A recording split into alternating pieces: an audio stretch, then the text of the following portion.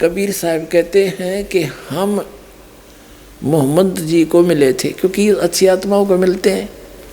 जैसे आदरणीय धर्मदास साहिब जी को मिले, आदरणीय मलुकदास साहिब जी को मिले, आदरणीय दादू साहिब जी को, आदरणीय नानक साहिब जी को, आदरणीय गरीबदास साहिब जी गांव छुरानी जिला दद्दर वाले को, आदरणीय गीसा दास साहिब जी गांव खेखड़ा जिला मेरठ उत्तर प्रदेश वाले को, और आदरणीय हजरत मोहम्मद जी को मिले। तो कबीर साहब कहते हम मोहम्मद को मिले और हम मोहम्मद को वहाँ ले गए सतलोक में, इच्छा रूपी वहाँ नहीं रहे हो, क्योंकि यहाँ इनके बहुत से अनुयायी हो गए थे काफ़ी संख्या में, और वहाँ नहीं रहे हो।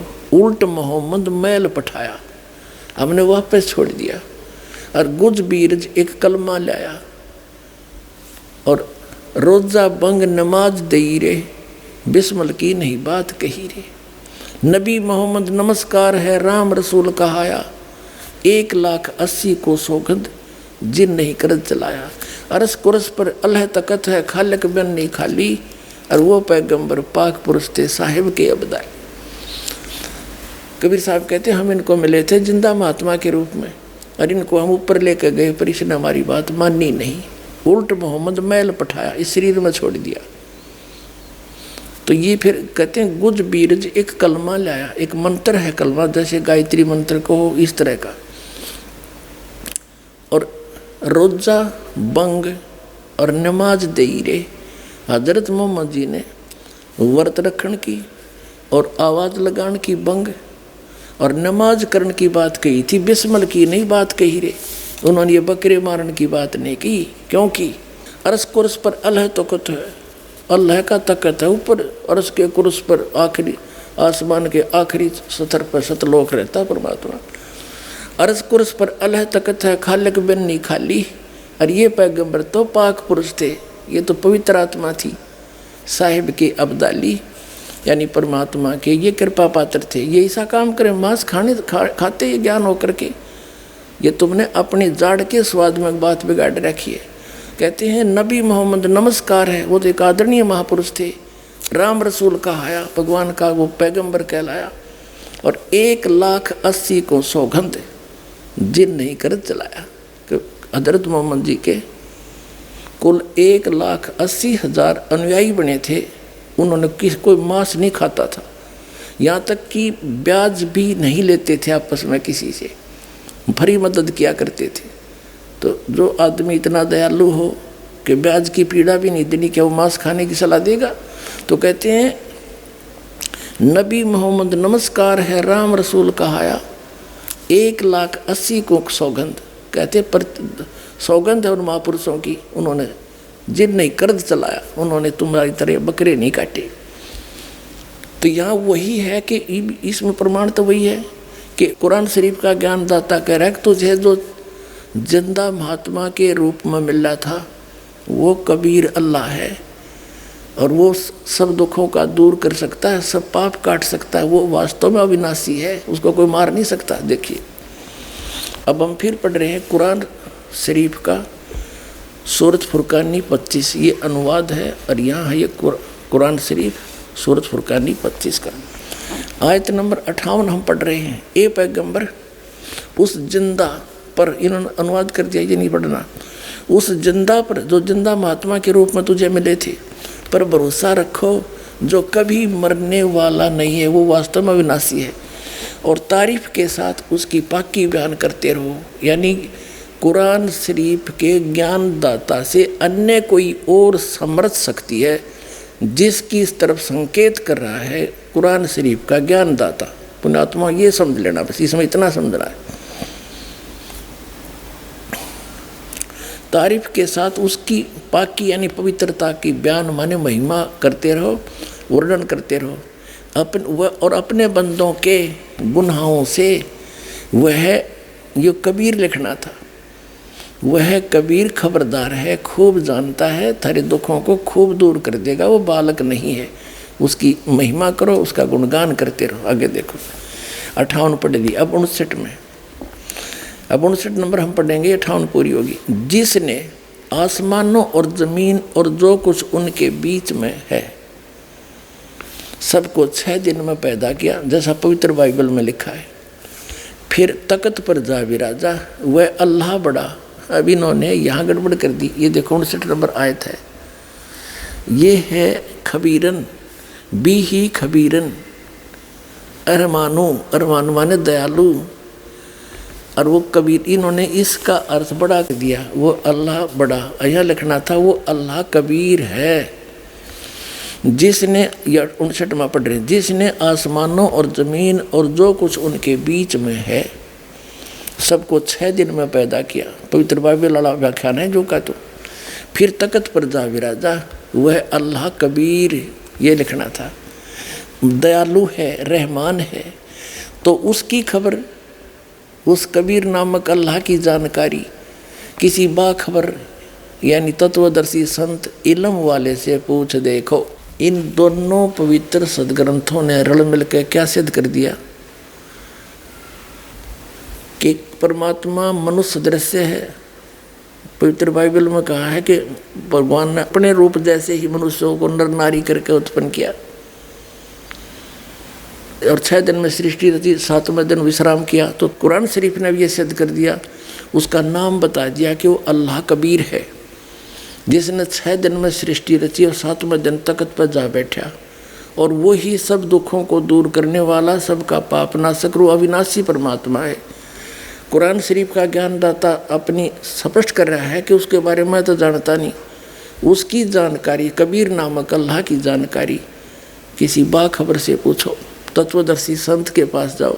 तो इससे सिद्ध है कि कुरान शरीफ का ज्ञान भी इनकम्प्लीट है। और यही पवित्र श्रीमद् भगवद गीता में गीता ज्ञानदाता 4 अध्याय के 34वें श्लोक में कहता है कि अर्जुन, तू तत्वदर्शी संतों के पास जाकर उस परमात्म तत्व की तत्व ज्ञान को समझ, उनको दंडवत प्रणाम करने से, कपट छोड़कर प्रसन्न करने से वो तत्वदर्शी संत तुझे तत्व ज्ञान का उपदेश करेंगे। और फिर कहा कि 18वें अध्याय के 62वें श्लोक में, तू सर्वभाव से उस परमेश्वर की शरण में जा, उसकी कृपा से तू परम शांति को और सनातन परम धाम को प्राप्त होगा। तो दोनों पवित्र सदग्रंथ, पवित्र गीता और पवित्र कुरान शरीफ, ये दोनों का ज्ञानदाता एक ही है, और वो किसी अन्य परमात्मा की तरफ संकेत कर रहा है जिसके बारे में ये स्वयं भी अल्पज्ञ है, ज्ञान नहीं। तो इसे सिद्ध होगा कि दोनों ग्रंथों एक ही अल्लाह के दिए हुए हैं, और वो किसी अन्य भगवान की शरण में जाने के लिए कह रहे हैं। उसी से पूर्ण लाभ जीव को प्राप्त होगा, उसका ज्ञान इस दास को है। ये हो तत्वदर्शी संत। अब चाहे सारा विश्व आ जाइयो। अब पुण्यात्मा, अब यहाँ तक तो हो गया यू क्लियर कि who is God, Kabir is God. अब क्या है, जैसे पवित्र बाइबल में ये स्पष्ट हो गया कि परमात्मा ने किसी भी प्राणी को मांस खाने का आदेश नहीं दे रखा। पवित्र बाइबल में आगे कहीं मांस खाने का यदि कोई प्रावधान है तो उस अल्लाह का नहीं है, वो किसी अन्य इस काल का आदेश हो सकता है, इसके फरिश्तों का हो सकता है, लेकिन वो हमें मान्य नहीं। जैसे, और उसको अगर हमने मान लिया उनके इस भगवान के छोड़कर अन्य का आदेश, तो ऐसी दशा होगी हमारी जैसे एक थानेदार दरोगा का SHO का मित्र कोई व्यक्ति था, उसके साथ कोई पड़ोसी ने झगड़ा कर दिया और उसने अपने मित्र दरोगा से कहा कि मेरा पड़ोसी साथ के मकान वाला मुझे परेशान करता है, मैं क्या करूं, कुछ इलाज करो। SHO ने कहा कि तू मार उसका लठ, माप देख लूँगा। SHO अधिकारी के कहने से उसके साथी ने पड़ोसी के साथ झगड़ा ठान लिया और उसका लठ मारा, सिर में लागते मर गया। अब वही SHO वहाँ का प्रभारी था, उसको पकड़ के लाया अपने मित्र को और उसको सजाए मौत होगी। क्यों? क्योंकि राजा का विधान है कि जो किसी की मृत्यु करेगा, हत्या करेगा, उसको फांसी की सजा होगी, मौत की सजा मौत होगी।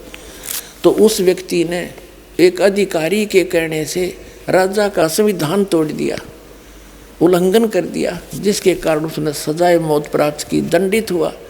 तो इसी प्रकार यदि हम उस अल्लाह की जो पूर्ण परमात्मा जिसने सारी सृष्टि रची और 6 दिन में सृष्टि रच कर सतलोक में जा बैठा, तख्त पर विराजमान हुआ, उसने जो आदेश दिया है उसका उल्लंघन हम किसी अन्य फरिश्ते या किसी देव के कहने से, पितर के कहने से और हम उसका विधान तोड़ देंगे, मांस खा लेंगे तो हम दंडित होंगे। तो इसी गलती हम नहीं करेंगे। इति सिद्धम। अब इसमें क्या बताया है? अब यहाँ तक तो परमात्मा 6 दिन में सृष्टि रचकर 7 दिन में तख्त पर जा बैठा है, इन दोनों पवित्र सदग्रंथों के आधार से। अब क्या है कि ज्ञान वही है लेकिन हम समझ नहीं पाए। अब इसमें आगे क्या लिखा है कि अल्लाह ने, फिर इस काल ने बागडोर संभाल ली। अल्लाह ने, भगवान ने एक आदम नाम का व्यक्ति उत्पन्न किया, फिर उसकी पत्नी हव्वा बनाई, उन दोनों को एक वाटिका में छोड़ दिया और उनको हिदायत दे दी कि इस वाटिका के बीचों बीच जो फल लगे हैं पेड़ों के, इनको ना खाना, नहीं तुम मर जाओगे। तो वो वहाँ रहने लगे। कहते भगवान ने ये अन्य जीव जंतु भी उत्पन्न कर दिए इस काल ने, फिर जैसे भी। तो उनमें कहते सर्प बड़ा धूर्त था, उसने उन आदम और हव्वा से कहा कि तुम ये बीच वाले पेड़ों के फल क्यों नहीं खा रहे हो। और वो नंगे फिरे थे, उनको कोई कपड़ा का अपने तन की सोधी नहीं थी, उनको इतना अचेत सा बना रखा था। तो उन्होंने सर्प से कहा कि हमारे को भगवान ने मना किया है कि इसको खाओगे तो मर जाओगे। सर्प बोला ये ऐसा नहीं है, अल्लाह तुम्हें बहका रहा है, इसके खाने से तुम्हें भले बुरे का ज्ञान हो जाएगा, इसलिए मना कर दिया कहीं तुम इसको खाकर और अल्लाह के जैसा ज्ञान ना हो जाए तुम्हें, वो तुम्हें मूर्ख बना कर रखना चाहता है। तो उस औरत ने फल तोड़ लिया, आप भी खा लिया, अपने पति से भी खवा दिया। तो उन्होंने चेतना होगी, उनका नशा सा उतर गया, उन्होंने देखा तुम नंगे हो। तो उन्होंने वह अंजीर के पत्ते चौड़े चौड़े होकर उनका एक लंगोट बना लिया, आपस ने अपने गुप्तांग ढक लिए। कहते हैं शाम के समय भगवान, पवित्र बाइबल का बता रहा हूँ, इट इज ड्यूटो कॉपी आपको एक सिंपल लैंग्वेज में। शाम के समय भगवान वाटिका में टहलने के लिए आया और वो दोनों आवाज़ सुनकर छुप गए। भगवान ने आवाज़ लगाई कि आदम हवा तुम कहाँ हो। उन्होंने कहा कि हम नंगे हैं, आपको देखकर हमें शर्म आ रही है, हम छुप गए हैं। तो भगवान आया उनके पास और उनसे कहा क्या तुमने ये बीच वाले पेड़ के फल खा लिए? कहा किसने बताया? कि सर्प ने बता दिया।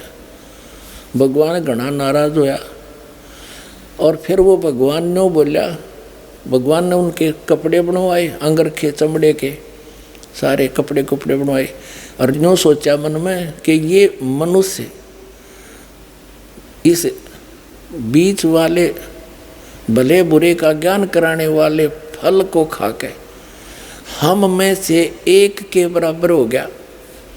इससे सिद्ध हो गया कि ये जिनको ये क्या नाम है, पवित्र ईसाई धर्म के व्यक्ति भगवान मानते हैं, वो एक से अधिक हैं। वो ये तीनों देवता हैं, ब्रह्मा विष्णु महेश। ये समझ नहीं पा रहे, ये दिखाता हूँ आपको, प्रमाणित करता हूँ। ये देखिएगा, ये काल के पुत्र हैं। ये पवित्र बाइबल हम आपको पढ़ा रहे हैं। कुरान शरीफ हमने रख दी, अब हम ये पढ़ रहे हैं पवित्र बाइबल। ये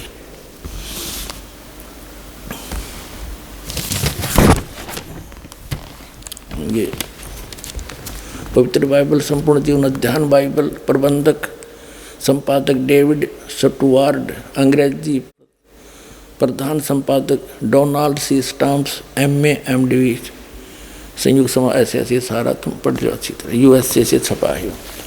इसके हमने उत्पत्ति के यहाँ तक पढ़ लिया, फिर सांझ हुई, फिर भोर हुआ, इस प्रकार 6वां दिन हो गया। फिर 7वें दिन परमेश्वर ने जो काम करता था उससे 7वें दिन विश्राम लिया किया और अपने किए हुए काम से उसने 7वें दिन विश्राम किया। यानी 7वें दिन आपने ये भी पढ़ लिया पवित्र कुरान शरीफ में तख्त पर जा बैठा, ठीक है। इसके बाद ये देखो, अब हम 8 पृष्ठ पर आ गए उत्पत्ति ग्रंथ के। इसमें 7 नंबर, योहा परमेश्वर ने पूर्व की ओर अदन में एक वाटिका लगाई और वह आदम को जिसे उसने रचाता रख दिया। और यूहा परमेश्वर ने भूमि के सब भांति के वृक्ष जो देखने में मनोहर और उनके फल खाने में अच्छे हैं उगाए, और वाटिका के बीच में जीवन के वृक्ष को और भले बुरे के ज्ञान के वृक्ष को लगाया। ठीक है। तब यूहा परमेश्वर ने आदम को लेकर अदन की वाटिका में रखा और वह उसमें काम करे और उसकी रक्षा करे। ठीक है। यूहा परमेश्वर ने आदम को आज्ञा दी कि तू वाटिका के सब वृक्षों का फल बिना खटके खा सकता है, भले बुरे के ज्ञान का जो वृक्ष है इसका फल तू कभी नहीं खाना, क्योंकि जिस दिन तू ये फल खाएगा उसी दिन अवश्य मर जाएगा। अब ये 8 पृष्ठ पढ़ रहे हैं हम, 18 नंबर। फिर यूहा परमेश्वर ने आदम का अकेला रहना अच्छा नहीं है, मैं इसलिए इसका एक सहायक बनाऊंगा और उससे मेल खाए। तब यूहा परमेश्वर ने आदम को भरी नींद में डाल दिया, अचेत कर दिया। उसकी हड्डी निकाल कर फिर उसकी हड्डियों को में से वो अगवा बना दी। यूहा परमेश्वर ने पसली में से जो उसने आदम में से निकाली थी स्त्री बना दिया और उसी को आदम के पास ले गया। आदम ने कहा, ये मेरी हड्डियों में की हड्डी है और मेरे मांस का मांस है, इसलिए इसका नाम नारी होगा, क्योंकि यह नर में से निकल गई है। आदम और उसकी पत्नी दोनों नंगे थे पर लजाते नहीं थे, क्योंकि उनमें ज्ञान नहीं था। अब 9 पृष्ठ पर देखो, अब हम यहाँ आगे मनुष्य का पतन। यूहा परमेश्वर ने जितने बनैले पशु बनाए थे उनमें से सर्प धूर्त था। उसने स्त्री से कहा, हव्वा से कहा, क्या सच है कि परमेश्वर ने कहा है तुम इस वाटिका के किसी वृक्ष का फल ना खाना? स्त्री ने सर्प से कहा कि इस वाटिका के वृक्ष के फल हम खा सकते हैं, पर जो वृक्ष वाटिका के बीच में है इसके फल के विषय में परमेश्वर ने कहा है, न तो तुम इसको खाना और न इसको छूना, नहीं तो मर जाओगे। सर्प ने स्त्री से कहा, तुम निश्चय नहीं मरोगे, तुम खाओ इसको। वरन परमेश्वर आप जानता है कि जिस दिन तुम उसका फल खाओगे उसी दिन तुम्हारी आंखें खुल जाएंगी और तुम भले बुरे का ज्ञान पाकर परमेश्वर के तुल्य हो जाओगे। अतः जब स्त्री ने देखा कि उस वृक्ष का फल खाने के लिए अच्छा है, देखने में मन भावु है, बुद्धि देने के लिए चाहने योग्य भी है, तब उसने उसे तोड़कर खाया और अपने पति को भी दिया, उसने खाया। तब उन दोनों की आंखें खुल गई, उनको मालूम हुआ कि वे नंगे हैं, इसलिए उन्होंने अंजीर के पत्ते तोड़कर लंगोट बना लिए। ये यूहा परमेश्वर जो दिन के ठंडे समय वाटिका में फिरता था बता, निराकार फिर फरेगा क्यों करे वाटिका में? फॉर्मलेस बतावे। अरे परमात्मा कहते, मोती मुक्ता दर्शत नाही, यो जग है सब अंदरे, दिखत के तो नैन चश्मे, इनका फेरा मोतिया बंदरे।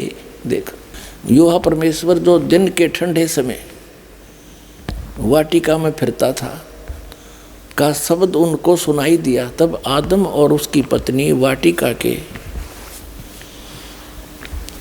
वृक्षों के बीच में यूहा परमेश्वर से छिप गए। तब यूहा परमेश्वर ने पुकार कर आदम से पूछा, तू कहाँ है? उसने कहा, मैं तेरा शब्द बारी में सुनकर डर गया, क्योंकि मैं नंगा था इसलिए छिप गया। उसने कहा, किसने तुम्हें बताया तू नंगा है? क्योंकि मैंने तो बड़ी बूझ बना के छोड़ रखा था। कति अज्ञानी, तेरे को किसने बता दिया तू नंगा है? देखो भगवान कह रहे हैं, जिस वृक्ष का फल खाने को मैंने तुझे मना किया था, क्या तूने उसका फल खा लिया है? आदम ने कहा, जिस स्त्री को तूने मेरे संग रहने को दिया है उसी ने उस वृक्ष का फल मुझे दिया और मैंने खाया। तब यूहा परमेश्वर ने स्त्री से कहा कि तूने ये क्या किया? स्त्री ने कहा कि सर्प ने मुझे बहका दिया, तब मैंने खाया। अब डरते कहे बेचारे। अब हम आगे 10 पृष्ठ पे 9 पढ़ लिया। अब देखिए, आदम ने अपनी पत्नी का नाम हव्वा रखा, क्योंकि जितने मनुष्य जीवित हैं उन सभी की आदि माता हुई। अब यूहा परमेश्वर ने आदम और उसकी पत्नी के लिए चमड़े के अंगरखे बनवाकर उनको पहना दिए। बता, वो निराकार क्यों कर गिल लांडेगा, कैसे घूमेगा? उसके कपड़े ले बनवा के और पराए उनता ही देखो। फिर यूहा परमेश्वर ने कहा मनुष्य भले बुरे का ज्ञान पाकर, देखो कमाल की बात है, हम में से एक के समान हो गया। इसलिए अब ऐसा न हो कि यह हाथ बढ़ाकर जीवन के वर्ष का फल तोड़ के खा ले और सदा जीवित रहे। अपना आत्माओं, ये है निष्कर्ष इन सदग्रंथों का। अब जिसको ये अपना भगवान मानने हैं, कौन? ईसाई धर्म वाले, और जिसने आदम के साथ ये वार्ता करी वो नो कह रहा है कि ये इन यो भले बुरे के ज्ञान वाला फल खा लिया, इसको खाकर ये हम में से एक के बराबर हो गया। इसका मतलब है ईसाई धर्म के भगवान भी एक से अधिक है। अंडरस्टूड? फिर देख लो, उत्पत्ति ग्रंथ है, इसके 10 नंबर पृष्ठ पर ये 3:22 है। फिर यूहन्ना ने कहा मनुष्य भले बुरे का ज्ञान पाकर हम में से एक के समान हो गया है। ठीक है, इसी से हो गया कि एक से अधिक हुए इनके भगवान, वही ब्रह्मा विष्णु महेश। और आगे दिखाता हूँ। अब देखिएगा, ये उत्पत्ति ग्रंथ है, प्रश्न नंबर हम 23 पा गए, और इसकी 17वीं आयत का ये देखिए, खतने का बचाव। अब अब्राहम 99 वर्ष का हो गया, तब यूहन्ना ने उसको दर्शन देकर कहा मैं सर्वशक्तिवान ईश्वर हूँ, मेरी उपस्थिति में चल और सिद्ध होता जा। अब ठीक हो गया, सामने दिखे, अब सामने आ गया और दर्शन दिए, और फिर नो के गौदीज फॉर्मूला से तरह के जो आगे दिखाता हूँ आपको। ये देखिएगा 24 पृष्ठ पे यही उत्पत्ति ग्रंथ है, ये जेनेसिस बोल रहे हैं इसको। इसकी 3 अतिथि 18। अब्राहम ममरे के बांज वृक्ष के बीच कड़ी धूप के समय तंबू के द्वार पर बैठा हुआ था, तब यूहन्ना ने उसे दर्शन दिए। भगवान ने, ये यूहन्ना कहें परमात्मा ने, उसने आंख उठाकर दृष्टि की तो क्या देखा कि 3 पुरुष उसके सामने खड़े। ये तीनों ब्रह्मा विष्णु महेश अन्य रूप धार के वहाँ खड़े हो गए आके। देखो, जब उसने उन्हें देखा तब उनसे भेंट करने के लिए तंबू के द्वार से दौड़ा और भूमि पर गिरकर दंडवत की और कहने लगा, हे प्रभु, यदि मुझ पर तेरी अनुग्रह की दृष्टि है तो मैं विनती करता हूँ कि अपने दास के पास से चले न जाना। मैं थोड़ा सा जल लाता हूँ और आप अपने हाथ पांव धोकर इस वृक्ष के नीचे विश्राम करें, और मैं एक टुकड़ा रोटी ले आऊँ और उससे आप अपने अपने जीव को तृप्त करें, तब उसके पश्चात आगे बढ़ें, क्योंकि आप अपने दास के पास इसलिए पधारे। उन्होंने कहा तू जैसा कहता है वैसा ही कर। ठीक है, अब ये 3 हो गए और साकार हो गए। और फिर आगे कहता है, देखो प्रश्न नंबर 25 पर, ये वैसे तो काफ़ी प्योर ना, हम सब अपना अपना हिसाब कर लेंगे। सांझ को वे 2 दूत सोदाम के पास आए, उनमें से एक तो टल गया और 2 वो चले गए सोदाम के पास, और लूत सदोम के फाटक के पास बैठा था। उनको देखकर वह उनसे भेंट करने के लिए उठा और मुंह के बल झुक कर दंडवत कर रहा, हे मेरे प्रभु, अपने दास के घर में पधारिए और रात भर विश्राम कीजिए। बिना खमीर की रोटियां बनाकर उनको खिलाई। अपने आत्माओं, ये है सच्चाई, और ये तत्वदर्शी संत के बिना, कहते हैं गुरु बिन काहुन पाया ज्ञाना, जो थोथा भुस छड़े मूड किसाना। गुरु बिन वेद पढ़े जो प्राणी, समझे न सार रहे अज्ञानी। अब आपने पवित्र कबीर सागर देख लिया, पवित्र बाइबल, पवित्र कुरान शरीफ स्पष्ट कर रहे हैं परमात्मा सह शरीर है, नर आकार है, और उसका नाम कबीर है। अब पवित्र वेदों में और 10 मिनट में आपको प्रमाणित करते हैं। फिर आज का सत्संग आपके लिए एक अनमोल सिद्ध होगा। इन वेदों के विद्वान माने जाने वाले जितने भी ऋषि महर्षि हुए हैं, आचार्य शंकराचार्य हुए हैं, या ये जितने कबीरपंथी नकली, ये सभी नो के परमात्मा निराकार। और वेदों को सत्य मानिए, वेदों को आधार मान के ज्ञान देते और भगवान को निराकार बताते। एक महर्षि दयानंद आर्य समाज प्रवर्तक ने वर्तमान में इन वेदों का ठेका ले रखा था कि जो ज्ञान महर्षि दयानंद को है विश्व में किसी को नहीं, ये वेदों के सही ज्ञाता है।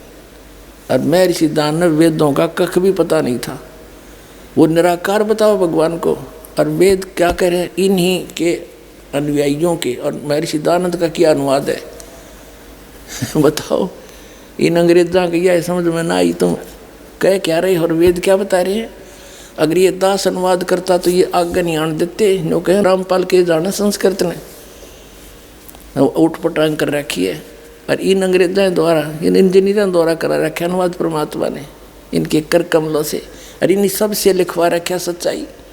इन्हें खुद पता नहीं इसमें क्या लिखा है। इसके लिए परमात्मा कहते हैं कि मोती मुक्ता दर्शत नाही, ये जगह सब अंदरे और दिखत के तैन तस्मिन का फिरा मोती या बंदरे। अब देखिएगा ऋग्वेद मंडल नंबर 9, इसके अंदर दिखाते हैं आपको। और ये किसका अनुवाद है, महर्षि दयानंद इन आर्य समाजियों का, महर्षि दयानंद के अनुवाद अनुयायियों का। प्रकाशक है सर्वदेशी कार्य प्रतिनिधि सभा, महर्षि दयानंद भवन, रामलीला मैदान, नई दिल्ली से छपा है। अनुवाद करता मुद्रक है Prince offset printers 1510 Pataudi house Daryaganj नई दिल्ली से।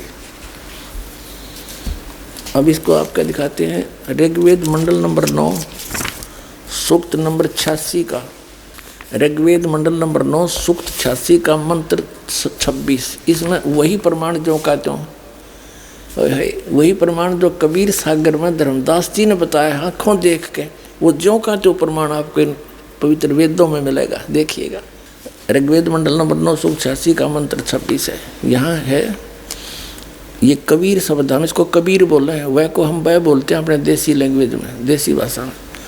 यज्ञ करने वाले यजमानों के लिए परमात्मा, यज्ञ माने धार्मिक अनुष्ठान करने वाले यजमान माने भक्तों के लिए परमात्मा सब रास्तों को सुगम करता हुआ उनके विघ्नों को, संकटों का को मर्दन करता है, नाश करता है, और उनको पवित्र करता हुआ और अपने रूप को सरल करता हुआ वह कांति में परमात्मा देखे।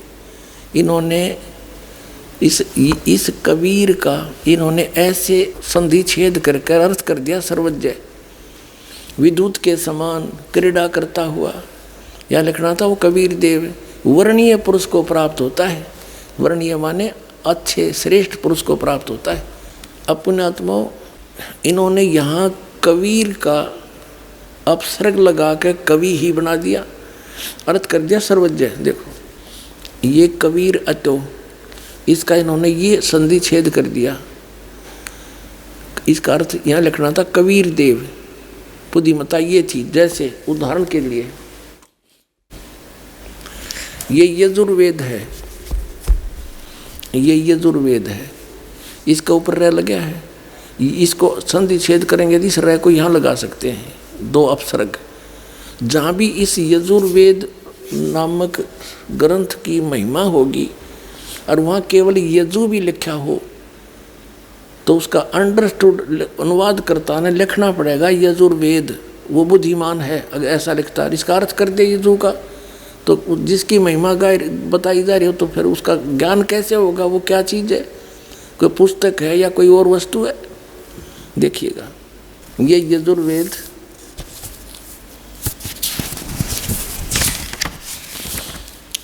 ये प्रकाशक हैं सर्वदेशी कार्य प्रतिनिधि सभा 2/5 महर्षि दयानंद भवन, रामलीला मैदान, नई दिल्ली से। इसके अनुवाद करता महर्षि दयानंद सरस्वती, आर्य समाज प्रवर्तक, मुद्रक Prince offset printers 1510 Pataudi house Daryaganj नई दिल्ली से। इसके 36वें अध्याय में एक यजु शब्द है, यजुर्वेद की महिमा है। यो है 63वां अध्याय, 36वां अध्याय। इसका प्रथम ही मंत्र है। इसमें लिखा रेचम वाचम परपदे मनो यजु यजुहु परपदे। यहाँ देखो, इसका अनुवाद यहाँ किया महर्षि दानंद ने। यहाँ लिखा कि ये यजु का अर्थ इसने यजुर्वेद करना पड़ा, ओनली यजु लिखा मूल पाठ में, तो बिल्कुल ठीक किया। और यहाँ अगर कर देता इसका अर्थ तो कैसे पता लगता है महिमा यजुर्वेद की है किसी और की। तो ऐसे ही समझो पुण्यात्माओं, जहाँ पर परमात्मा की महिमा चल रही है, उसकी महिमा गाई जा रही है, और वहाँ ये कवि शब्द है तो कबीर देव लिखना पड़ेगा। और जहाँ पर कोई कविता के बारे में है तो वह अंडरस्टूड है काव्यकार, उसका अलग अर्थ किया जा सकता। सर्वज्ञ तो हो ही नहीं सकता, कवि कोई सर्वज्ञ हुआ आज तक? इन मारा के सट्टे। अब आपको दिखाते हैं हम, फिर ये ऋग्वेद पर आगे यजुर्वेद रख दिया। अब हम यहाँ आगे ऋग्वेद मंडल नंबर 9 सूक्त 86 का ये मंत्र 26 है, हम फिर पढ़ें इसका। कहते हैं यज्ञ करने वाले यजमानों, यानी साधना करने वाले साधकों, भक्ति करने वाले भक्तों के लिए परमात्मा सब रास्तों को सुगम करता हुआ उनके विघ्नों को, संकटों को मर्दन करता है और उनको पवित्र करता हुआ और अपने रूप को सरल करता हुआ वह कांतिमान यानी तेजोमय शरीर युक्त परमात्मा कबीर देव, यहाँ लिखना चाहिए हमने कबीर देव, बस हम कबीर साहब बोल रहे हैं, ये कबीर देव लिख दें, ये व्याकरण के ज्ञाता कबीर देव लिख देते, हम उसको कबीर देव बोला। हाँ, कबीर देव माने परमेश्वर, कबीर साहब कह दें, भाषा भिन्न है, बाकी उसी महिमा की, उसी परमात्मा की महिमा चारों वेद बता रहे हैं। कबीर साहब ने कहा था, धर्मदास ये चारों वेद मेरी ही महिमा का गुणगान करते हैं, वेद मेरा भेद है, मैं ना मिलूं वेदन के माही, और जौन वेद से मैं मिलूं ये वेद जानते नहीं। ये चारों वेद मेरी ही महिमा बता रहे हैं, लेकिन इन वेदों में वर्णित विधि से मेरी प्राप्ति नहीं, क्योंकि यजुर्वेद अध्याय नंबर 40 के मंत्र नंबर 10 से लेकर 13 तक स्पष्ट कर दिया है कि उस परमात्मा की सही जानकारी तो तत्वदर्शी संत बताओगे, उन तो पूछ ले। वेद ज्ञान दाता भी वही है जो गीता ज्ञान दाता है, और वही कुरान शरीफ ज्ञान दाता है। तो ये कहता है कि उनसे पूछो। तो यहाँ पर जो परमात्मा कहते हैं कि जो वेदों में ज्ञान है वो तो मेरे बारे में है, लेकिन मेरे पाने की विधि को ना, क्योंकि ये वेदों में केवल एक ओम मंत्र है। यजुर्वेद अध्याय नंबर 40 के और मंत्र नंबर 15 में कहा कि ओम कर्तु समर कल्वे समर कर्तुम समर, मुझ ब्रह्म का ओम नाम है। 40 में जाके फिर 17वें श्लोक में कहा कि वो परमात्मा तो प्रोक्ष है, गुप्त है, और मुझ ब्रह्म का ओम नाम है। तो वेदों से इन ऋषियों ने ज्ञान तो था नहीं, तत्वदर्शी संत मिला नहीं, ओम नाम को पूर्ण परमात्मा का मान कर रगड़ा लाना शुरू कर दिया। ये तो ओम का काल का जाप है, ब्रह्म का, इससे जन्म मरण छूटे नहीं, तो वो परमात्मा नहीं मिल सकता इन वेदों में वर्णित विधि से।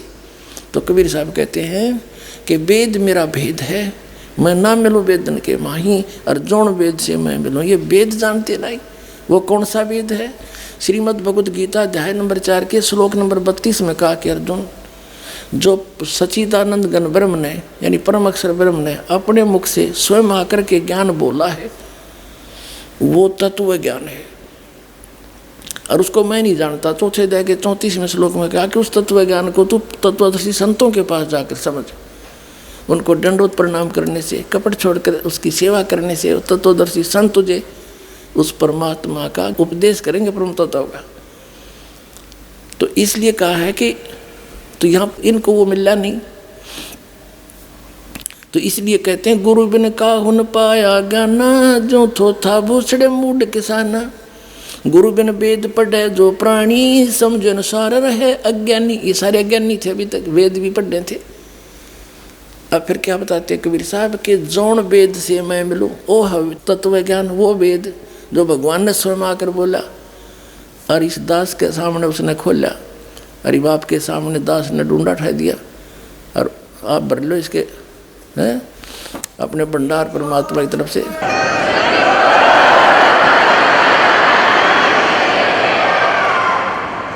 तो यहाँ कबीर साहब कहते हैं वेद मेरा भेद है। तो ये प्रकट हो रहा है कि कबीर है वो परमात्मा जो अपने रूप को सरल करके हल्का तेज पुंज का बना के, जैसे आप जी ने कबीर सागर में देखा, धर्मदास जी ने जब नीचे से कबीर साहब आए हुए थे जिंदा महात्मा के रूप में, एक सिंपल मैन जैसा बॉडी, और जब ऊपर सतलोक में जाकर देखा वही परमात्मा सिंहासन पर बैठे हैं, सिर पे मुकुट है, ऊपर छतर है, और उसके एक रोमकूप में करोड़ सूर्य मिला दे, करोड़ चंद्रमा मिला दे, ऐसा उनके शरीर की शोभा, इससे भी ज़्यादा रोशनी है। तब धर्मदास ने परमात्मा पर विश्वास हुआ कि वही है जो नीचे से ऊपर गया था। तब धर्मदास जी ने पूछा, हे परमात्मा आपने अपना वो रूप वो शोभा यहाँ क्यों नहीं शोभा युक्त आए? तो परमात्मा ने कहा जब मैं एज इट इज उसी शोभा उसी तेज पुंज से यहाँ आ जाऊँ तो इस निरंजन यहाँ के ब्रह्म भगवान का कलेजा हिल जा, और उस इतने नूर ने तुम देख नहीं सकते चरम दृष्टि, वो तो ऊपर की दृष्टि उस आत्मा वाली न्यारी है, उनसे देखा जाता है। इसलिए मैं अपने उस हल्के उस शरीर को सरल करके आया हूँ। यह अपने उसमें कबीर सागर में प्रमाण देख लिया, और ये वेद बता रहे हैं कि वो परमात्मा अपने रूप को सरल करके, यानी वहाँ तो घना नूर है उनका, और जब तब यहाँ आता है अच्छी आत्माओं को मिलता है। देखिएगा ऋग्वेद मंडल नंबर 9 सुख 86 का मंत्र 26 पढ़ रहे हैं हम। ये है वेद ज्ञान है। अपने रूप को सरल करता हुआ वह कांति में परमात्मा कबीर देव, यो कबीर साहब लिखना था ना कबीर देव को, चाहे कबीर परमेश्वर, विद्युत के समान क्रीड़ा करता हुआ, यानी विद्युत जैसी स्पीड इतनी गति से आता है, और वर्णीय पुरुष को यानी श्रेष्ठ आत्मा को प्राप्त होता है। और देखो 27 में कमाल कर दिया। ऋग्वेद मंडल नंबर 9 सुख 86 का मंत्र 27 में क्या कहा है? वह प्रकाश पुंज परमात्मा को, जो परमात्मा ध्रुवलोक के और तीसरे पृष्ठ पर विराजमान है, वहाँ बैठा है वो भगवान, वहाँ रहता है और वहाँ से चल कर आता है गति करके। अब और दिखाते हैं ऋग्वेद मंडल नंबर 9 सूक्त 82 का है। ऋग्वेद मंडल नंबर 9 सूक्त 82 का, और ये मंत्र नंबर 1 देखें।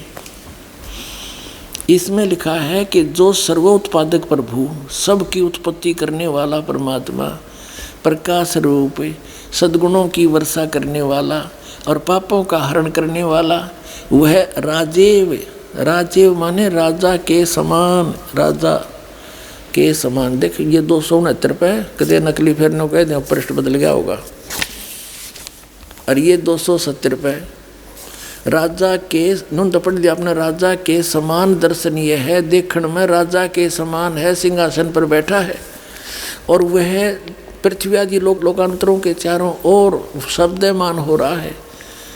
वह वर्णीय पुरुष को, जो दृढ़ भक्त है, उसको पवित्र करता हुआ प्राप्त होता है। उसको मिलता अच्छी आत्माओं को। जिस प्रकार विद्युत यानी आकाशीय बिजली स्नेह वाले स्थानों को आधार बनाकर प्राप्त होता है। अब आगे बताऊंगा, पहले ये पढ़ लें। अब दूसरा मंत्र ऋग्वेद मंडल नंबर 9 सूक्त 82 का मंत्र 2। हे परमात्मन, वो किस उद्देश्य से आते हैं? उन भक्तों को मिलते हैं उपदेश करने की इच्छा से, आप उनको तत्व ज्ञान बताने की इच्छा से आप महापुरुषों को प्राप्त होते हो। आप अत्यंत गतिशील पदार्थ के समान हमारे आध्यात्मिक यज्ञ को प्राप्त होते हैं, बहुत स्पीड ताते हो, और आप सर्वज्ञ नहीं कबीर देव हैं, आप कबीर परमात्मा हैं।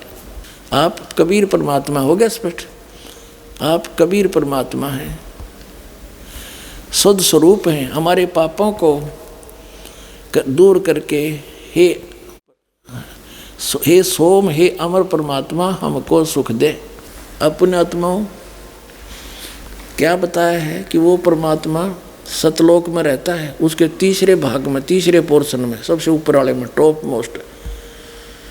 गरीबदास साहिब जी ने परमात्मा को देखा,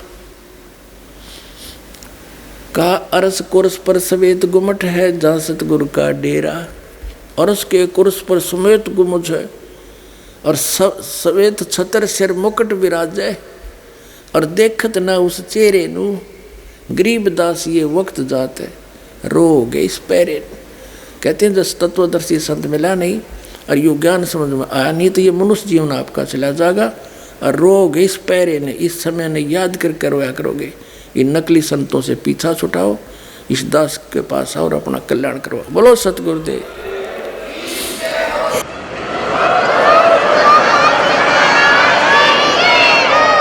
पुण्यात्माओं, इन सभी सदग्रंथों ने और आंखों देखा महापुरुषों ने रल मिलकर सिद्ध कर दिया कबीर इज गॉड। नर आकार है, सतलोक में रहता है, वहाँ से चल कर आता है। तो ये लीला कबीर भगवान ने की है। वो परमात्मा है, वो हम सबका पिता है, हमारे लिए भटक रहा है, उसको पहचानो और कल्याण करवाओ। बोलो सतगुरुदेव। परम पिता परमात्मा पूर्ण ब्रह्म सारी सृष्टि के रचनार ये कबीर साहिब जी हैं। कबीर परमात्मा है जो काशी के अंदर, बनारस के अंदर एक दानक रूप में, एक जुलाहे के रूप में जनसाधारण की तरह लीला किया करते थे। 120 वर्ष तक वहाँ रहे, सह शरीर आए थे और सह शरीर चले गए थे। उनके कोई माता पिता नहीं, वो सारी सृष्टि के जनक हैं, वो हम आत्माओं के पिता हैं। हम यहाँ काल के जाल में गलत स्थान पर आ गए, अपनी गलती तय। हम यहाँ महादुखी हैं और हमारे दुख को देखकर वो परमात्मा भी दुखी है। और हम इस काल के जाल में फंसे हुए सभी प्राणियों को, जो उनके अपने बच्चे हैं, ये ज्ञान देने के लिए आते हैं कि तुम ये आप जी का स्थायी स्थान नहीं है, आपका भूल लगी हुई है और आपको यहाँ महामूर्ख बना के और विवश करके रखा गया है। यहाँ पर प्रत्येक कार्य आपसे ऐसे करवाया जा रहा है जैसे कोई खलनायक अपनी क्रिया करता है। तो वो खलनायक यहाँ कौन है? वो काल है, ब्रह्म है, उसका नाम, उसको ब्रह्म भी कहते हैं, उसको ज्योत स्वरूपी निरंजन भी कहते हैं। और उसने आपको यहाँ अज्ञानी बना के और विवश करके और बाई फोर्स रखा हुआ है। इसने अपने 3 पुत्र उत्पन्न किए हैं, उनको एक एक गुण से युक्त कर दिया। ब्रह्मा जी ये काल के पुत्र हैं, श्री विष्णु जी भी काल के पुत्र हैं और श्री शिव जी काल के पुत्र हैं। और दुर्गा श्री देवी ये श्री ब्रह्मा, श्री विष्णु, श्री शिव जी की माता है और ये काल इनका पिता है। इस काल ने, इस ब्रह्म ने, सरपुरुष ने, इसके ये पर्यायवाची नाम है ज्योत स्वरूपी निरंजन। इसने प्रतिज्ञा कर रखी है कि मैं कभी भी किसी के समक्ष अपने वास्तविक रूप में दर्शन नहीं दूंगा, मैं अपनी योग माया से छुपा रहूँगा। श्रीमद् भगवत गीता अध्याय नंबर 7 के श्लोक नंबर 24 और 25 में ये गीता ज्ञानदाता काल है जो श्री कृष्ण जी के अंदर प्रवेश करके ये वेदों वाला ज्ञान और कुछ अपना मत दोनों मिक्स करके इसने श्रीमद् भगवत गीता का ज्ञान अर्जुन को सुनाया। बाद में इसी को श्री वेद व्यास जी ने लिपिबद्ध किया। उसमें इसने कहा है कि ये मूर्ख जन समुदाय मुझ अव्यक्त को माम अव्यक्तम व्यक्तिम आपनम मनन्ते अबुझा, ये मुझ अव्यक्त को ये व्यक्ति रूप में आया हुआ श्री कृष्ण मान रहे हैं, मैं कृष्ण नहीं हूँ, क्योंकि मैं अपनी योग माया से छुपा रहता हूँ, मैं कभी किसी के समक्ष नहीं आता। ये मेरा अटल अनुत्तम विधान है, घटिया। और जिस कारण से ये श्री ब्रह्मा जी, श्री विष्णु जी, श्री शिव जी को भी अपने पिता का ज्ञान नहीं, कौन है हमारा पिता, और इस काल के भी पिता ने, सबके जनक ने, कबीर परमात्मा ने, परम पूज्य कबीर परमेश्वर जी ने, उस दानक ने, उस जुलाए ने, जो हम सब का उत्पत्ति करता है, उसने इस काल की भी उत्पत्ति उसी ने की। उन्होंने आके बताया। श्रीमद् भगवत गीता अध्याय नंबर 2 के श्लोक नंबर 12, अध्याय नंबर 4 के श्लोक 5 और 9 में, गीता अध्याय नंबर 10 के श्लोक नंबर 2 में गीता ज्ञानदाता अपनी सतीथि बताता है कि अर्जुन, तेरे और मेरे बहुत जन्म हो चुके हैं, तू नहीं जानता, मैं जानता हूँ। मेरे जन्म और कर्म अलौकिक है, और मेरी उत्पत्ति को ये ऋषिजन और ये देवता नहीं जान सकते, क्योंकि ये सब मेरे से उत्पन्न हुए। इससे सिद्ध है कि इसका जन्म भी हुआ है और इसकी जन्म मृत्यु भी होती है, ये नासवान भी है। ब्रह्म सरपुरुष, जिसको ऋषि ब्रह्म ब्रह्म कर कहने कहे, उसकी पूजा किया करती है, स्वयं नासवान है। और ये खुद गीता अध्याय नंबर 18 के श्लोक नंबर 62 में कहता है कि अर्जुन, तू सर्वभाव से उस परमेश्वर की शरण में जा, जिसकी कृपा से तू परम शांति को और सनातन परम धाम को प्राप्त होगा। अर्जुन ने 8वें अध्याय के प्रथम मंत्र में पूछा कि आप जिन जो 7वें अध्याय के 29वें श्लोक में जिस तत्परम के विषय में कहा कि उसको जानकर प्राणी फिर उस तत्परम को जानकर कोई भी साधक फिर यहाँ की किसी वस्तु की डिमांड नहीं करता, वो केवल जरा और मरण से छूटने का ही प्रयत्न करता है। जरा माने बुढ़ापा और मरण माने मृत्यु। तो 8वें अध्याय के प्रथम श्लोक में पूछा वो किम तत्ब्रह्म, 8वें अध्याय के 3रे श्लोक में कहा वो परम अक्षर ब्रह्म है। वो परम अक्षर ब्रह्म है जो गीता ज्ञानदाता से अन्य है। तो कहने का भाव ये है कि ये इसने प्रतिज्ञा कर रखी है कि मैं कभी किसी के समक्ष नहीं आऊँगा। और उस परम पिता ने आके बताया कि यूँ काल है और यूँ वहाँ रहता है 21वें ब्रह्मांड में। इसका ओछा माथा, लंबे दांत और विकराल शरीर, जब ये चाहे मोर की तरह पंख फैला लेता है, चारों तरफ घुमा लेता है। ऐसे ये 1000 भुजा तक का भगवान है, शक्तिशाली है, इतनी शक्ति है इसके अंदर। और जब चाहे वो 1000 भुजा दिखा देना, चाहे तो 2 भुजा में भी रह जा, ये 4 भी प्रकट कर ले। और ये कभी भी अपने वास्तविक रूप में नहीं आता। श्रीमद् भगवत गीता अध्याय नंबर 11 के श्लोक नंबर 32 में ये खुद कहता है कि अर्जुन, मैं काल हूँ और अब प्रवृत्त हुआ हूँ इन सब सेनाओं को खाने के लिए, सब लोगों को मारने के लिए, अक्षय करने के लिए। अर्जुन का साला था श्री कृष्ण, और अर्जुन पूछ रहा है उसको कि हे महानुभाव, आप कौन है? मैं आपसे अनभिज्ञ हूँ, मैं आपको नहीं जानता। बता, साला को नहीं जाना कर आदमी, क्योंकि उस समय वो अपने विकराल रूप श्री कृष्ण से निकल कर बाहर विकराल रूप दिखाया और कृष्ण को अचेत करके खड़ा कर दिया साइड में। तो तब उसके प्रकाश में अर्जुन ने कृष्ण नहीं दिखा, वो दिखा विकराल रूप और कांपा खड़ा खड़ा।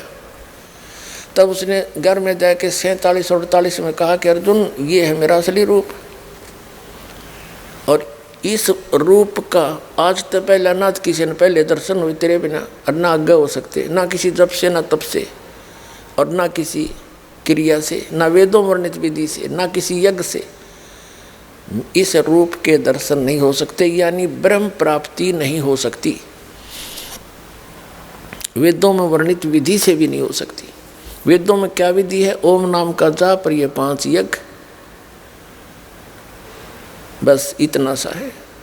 तो यही ऋषियों ने किया, यही इन ब्रह्मा विष्णु महेश जी ने किया, इनको भगवान तो मिला नहीं। और ये हठ योग करने लग गए। हठ योग क्यों करने लगे?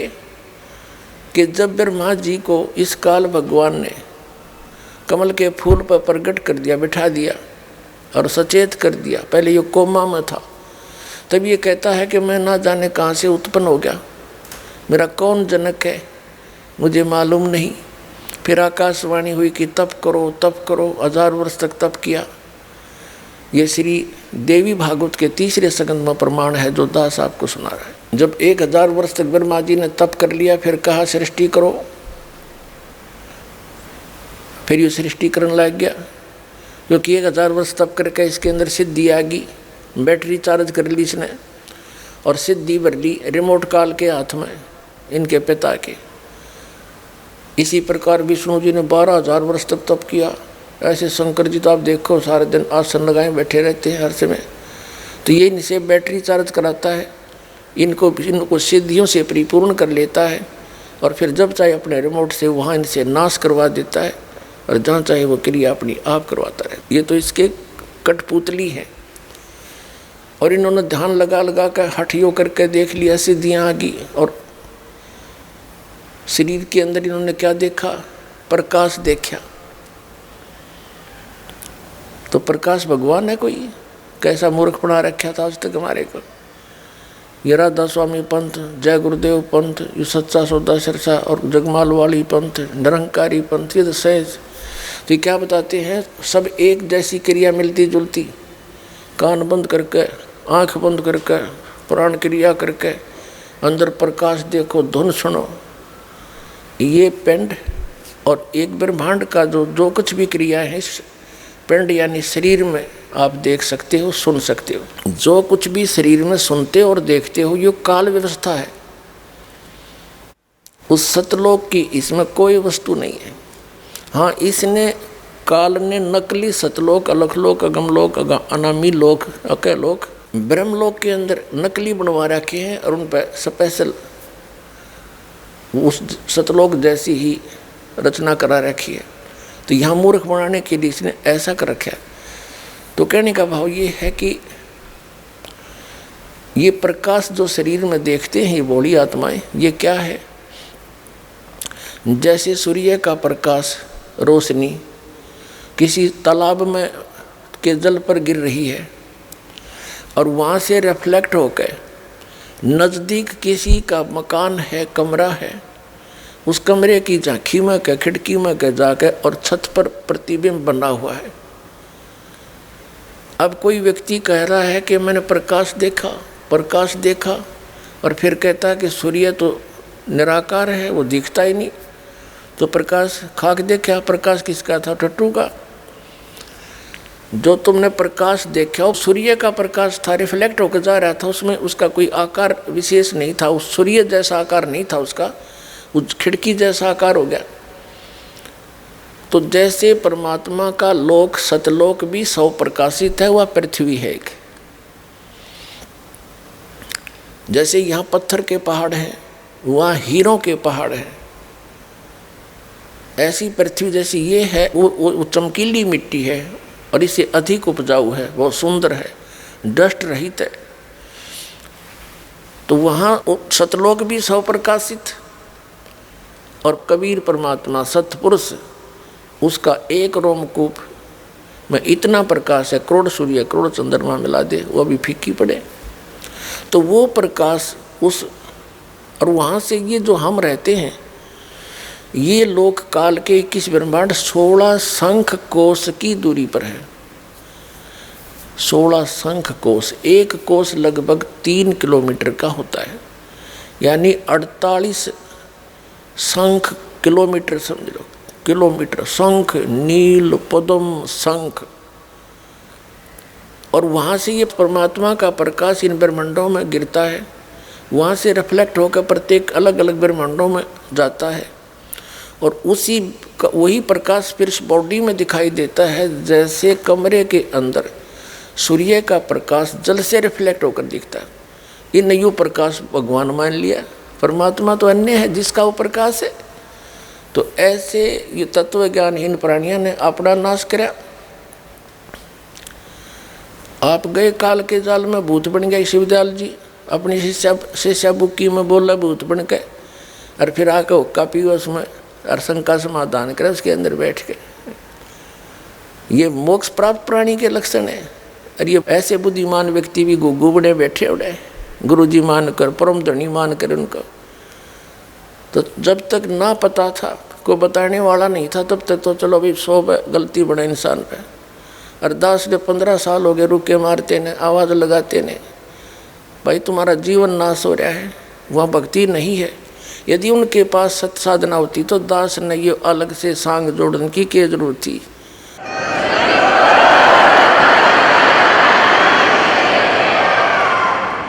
क्या मुझे रोटी नहीं मिल रही थी? परमात्मा ने 2 समय की रोटी दे रखी थी।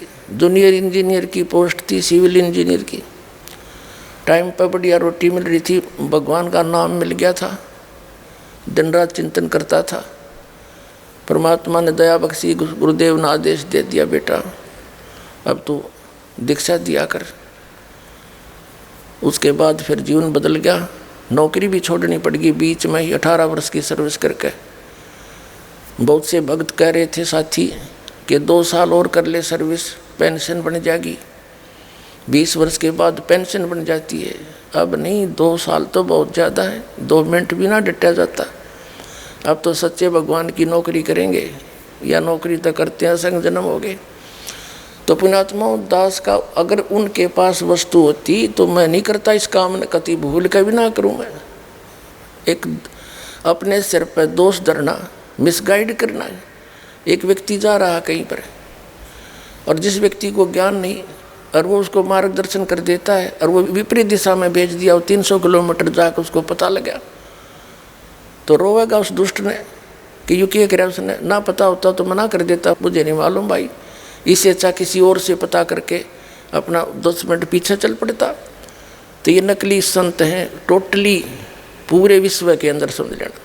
इस दास के अतिरिक्त चाहे इसने अभिमान समझो और चाहे सच्चा ज्ञान समझ लियो, थोड़े दिन में क्लियर भी हो जाएगी।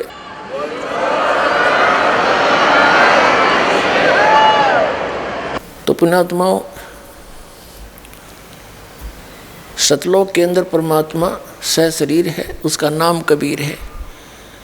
कल रात्रि के सत्संग में आप जी को सर्व सदग्रंथों से रूबरू कराया और कितना निर्णायक ज्ञान प्रत्येक सदग्रंथ में है। लेकिन संत ही यानी अपने सिलेबस की किताबों को, बुक्स को टीचर ही जाना करता है, फिर विद्यार्थियों को पढ़ाता है। जब टीचर ही नहीं समझ पाए हमारे सदग्रंथों को, तो उन्हें गलत पढ़ा दिया, ज्ञान गलत दे दिया। तो श्रद्धालु तो एक विद्यार्थी होते हैं और टीचर की प्रत्येक बात पर वो विश्वास किया करते हैं। तो कबीर साहब कहते हैं, गुरुआ गाम बिगाड़े संतो गुरुआ गाम बिगाड़े, ऐसे कर्म जीव कहला दिए ईब जड़े ना जाड़े। तो नकली संतों ने बैठा दिया, अपना भी जीवन नाश कर दिया। और दास बार बार कहता है, इनके बारे में सरेआम कह दिया, सीडी बना कर भेज दी, पुस्तक छाप दी, और ये टेलीविज़न के माध्यम से इंटरनेशनल स्तर के टीवी इन पर चलन लग रहा है। 5 साल 4 साल थे। मैं इनसे कह रहा हूँ, अगर मैं गलत कह रहा हूँ एक तो शब्द बता दो तुम, केतन या गलत बोल दी और थारी सारी गलती बताऊँ मैं। फिर बिना शर्माती इन लोगों ने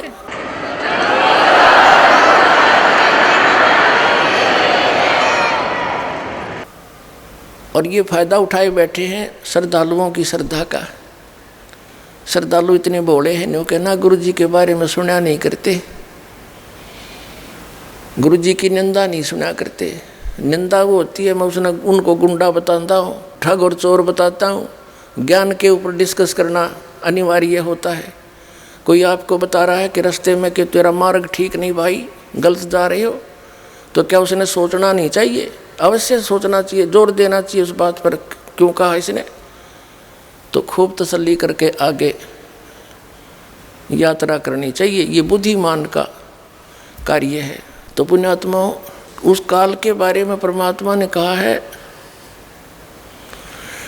कि 3 देव सो उसको ध्यावे, निरंजन का वो पार न पावे। ये तीनों देवता ब्रह्मा विष्णु महेश भी इस निरंजन का ही ध्यान लगा रहे हैं, समाधि लगा के, और निरंजन का वो पार नहीं पावे। ये अपने पिता को नहीं पा पाए आज तक, मोक्ष तो बहुत दूर की बात है। तो उस परम पिता ने पूर्ण ब्रह्म ने आके, कबीर परमात्मा जी ये सत्य पुरुष है। जितने भी वर्तमान के, चाहे वो कबीर पंथी हैं, चाहे और अन्य सतलोक की महिमा गाते हैं, या चाहे कोई वेद और गीता का अध्ययन करने या उसके ऊपर प्रवचन करके जनता को ज्ञान देने वाले हैं, या कोई किसी भी मजहब धर्म के हैं, चाहे वो सिख धर्म के, चाहे ईसाई धर्म के, चाहे हिंदू धर्म के, चाहे मुसलमान धर्म के, जितने भी संत और श्रद्धालु हैं, जैसे सिख धर्म के अंदर आदरणीय नानक साहेब जी को छोड़ के अन्य कोई भी परमात्मा से परिचित नहीं था, परमात्मा प्राप्ति नहीं हुई थी। तो नानक साहिब जी के अतिरिक्त अन्य किसी भी सिख समाज में या हिंदू समाज में या ईसाई समाज में सभी ये कह रहे हैं कि परमात्मा निराकार है।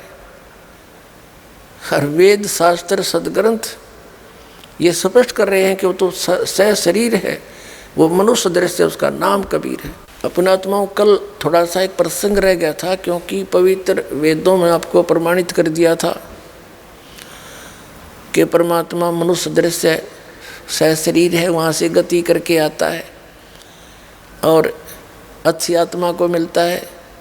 तो किन किन को मिले? आदरणीय धर्मदास साहिब जी को, आदरणीय मुलुकदास साहिब जी को, आदरणीय दादू साहिब जी को, आदरणीय नानक साहिब जी को, आदरणीय गरीबदास साहिब जी को गांव छुडानी जिला जज्जर वाले को, आदरणीय घीसा दास साहिब जी को गांव खेखड़ा जिला मेरठ उत्तर प्रदेश वाले को।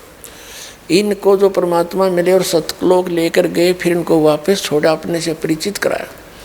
3 महापुरुषों की तो दास को जानकारी है, और भी बहुत सौ को मिले होंगे जो हमारे प्रकाश में नहीं आए। तो कहने का भाव यह है कि इन महापुरुषों ने आंखों देखकर बताया परमात्मा से शरीर है, और वो सतलोक में रहता, उसका नाम कबीर है। गुरु ग्रंथ साहिब के अंदर आपको दिखाते हैं, गुरु ग्रंथ साहिब के अंदर लिखा है वो परमात्मा साकार है और मनुष्य दृश्य, उसका सारे अंगों का वर्णन किया हुआ दिखाते हैं। आदरणीय नानक साहिब जी को परमात्मा जिंदा महात्मा के रूप में मिले थे कबीर जी, और बेई नदी पे वो स्नान करने प्रतिदिन जाया करते थे। वहाँ उनकी भेंट हुई, फिर उनको वहाँ से दरिया में डुबकी लगवा कर परमात्मा अंतर ध्यान कर दिया। लोगों ने सोचा डूब गए, और उनको एकांत स्थान में ले जाकर उनका शरीर सुरक्षित रख दिया, और उस आत्मा, प्यारी आत्मा को ऊपर के सब ब्रह्मांडों की जानकारी रूबरू कराया वहाँ के सब लोगों से। सतलोक में परमात्मा को देखा कबीर जी को, असंख्य ब्रह्मांड के सिंहासन पर वही जिंदा महात्मा जो नीचे से गया था, वही सारी सृष्टि का करता है। और फिर परमात्मा कबीर जी ने कहा था कि मैं काशी बनारस में रहता हूँ, कबीर मेरा नाम है, जुलाहा मेरा धानक मेरा काम है, और सतनाम दूंगा, वहाँ आ जाना। तब नानक साहिब जी तीसरे दिन वापस छोड़ दिया परमात्मा कबीर जी ने, सतपुरुष ने, अमर पुरुष ने, सतल पुरुष ने सारा दिखाकर। तो नानक साहिब जी नौकरी करते थे मोदी खाने में, सुल्तानपुर के अंदर नवाब के यहाँ। वह नौकरी त्याग दी परमात्मा प्राप्ति के लिए। पहली उदासी बनारस की करी उन्होंने। काशी में जाकर पता किया तो देखा कभी परमात्मा एक जुलाहे का कार्य कर रहे, बैठे बैठे खड्डी में अपने झोपड़ी में। नानक साहिब जी ने देखा कि तो वो ही है परमात्मा जो सतलोक में देखा था मैंने, जैसे धर्मदास ने देखा। तो क्या कहते हैं, आँखों में पानी भर के पुण्यात्मा आज तो हम मजहबी बन गए, अपने अपने धर्म ने बस फाइनल मान रहे, चाहे वो हमारे समझ में आया ना आया। जिन्होंने भगवान की इच्छा थी उन्होंने धर्म नहीं बनाए, उन्होंने धार्मिकता बढ़ाई थी। आज किसी धर्म में देख ले, धार्मिकता का नाम नहीं, और धर्म में दृढ़ हिंदू मांस खावे और शराब पीवे, ओका पाड़े, अधिकतर बहुत ज़्यादा मुसलमान मांस खावे, और जो है ना और किसी चीज़ की टाल नहीं है, सभी के। और सिख धर्म में मांस खावे और शराब पीवे। क्या उन महापुरुषों ने यही शिक्षा दे रखी है? गुरु ग्रंथ साहिब में है कहीं ऐसा प्रमाण? तो ये कहाँ से बिजली गिरी? तो हमने उस महापुरुषों के दिए गाइडलाइन को समझना चाहिए। हम एक पिता की संतान है, जीव हमारी जाति है, मानव धर्म हमारा, हिंदू मुस्लिम सिख ईसाई को धर्म नहीं है न्यारा। तो इस प्रकार हमने पुनः सोचना पड़ेगा। तो नानक साहिब जी ने देखा वहाँ जिनको भगवान की तड़फ थी, आंखों में आंसू भर के कहते फाई सूरत मुलुक की देश, ए ठगवाड़ा ठगी तेज, खरा सियाणा पोता भारी, धानक रूप रहा करता है।